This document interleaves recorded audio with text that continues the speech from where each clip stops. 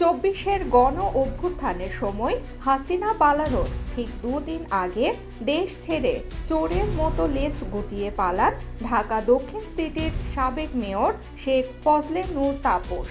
দেশের রাজনৈতিক পরিস্থিতি উত্তপ্ত হওয়ায় প্রেক্ষাপটে তার নিজ দলীয় নেতাকর্মীদের বিপদের মুখে ঠেলে দিয়ে তাপস ৩ আগস্ট সিঙ্গাপুরে পালিয়ে অবস্থান নেন এবং সেখানেই ভিসা ছাড়া দীর্ঘদিন অবস্থান করেন।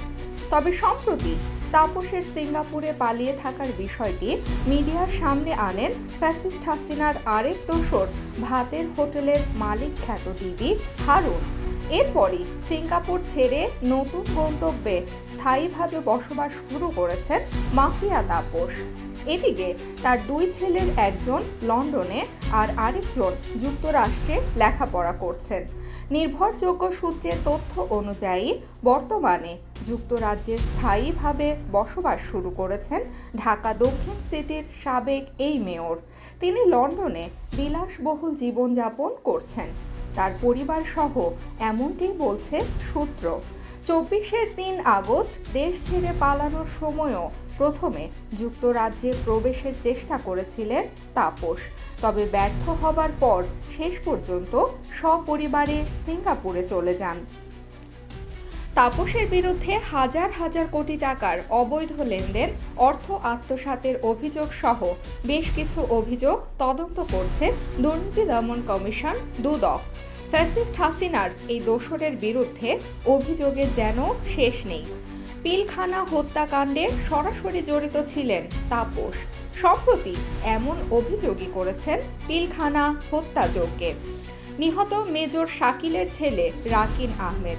এছাড়া সবচেয়ে গুরুতর অপরাধ 24-এর ছাত্র আন্দোলনের সময় ছাত্র জনতার ওপর ঝাঁপিয়ে পড়তে দলীয় নেতাকর্মীদের সরাসরি নির্দেশ দেওয়া সহ তদারকি করছেন তাপস। বৈষম্য বিরোধী ছাত্র আন্দোলন চলাকালে হত্যা চেষ্টা মামলারও আসামি তিনি।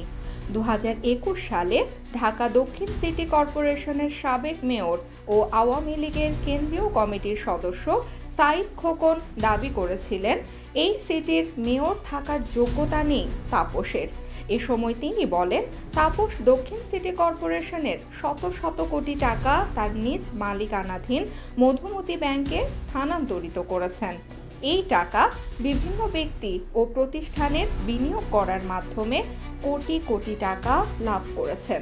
এছাড়া একজন প্রধান বিচারপতিকে নামিয়ে দিয়েছিলেন বলে 2023 সালে মন্তব্য করেছিলেন ঢাকা দক্ষিণ সিটির মেয়র ব্যারিস্টার শেখ ফজলে নূর তাপস।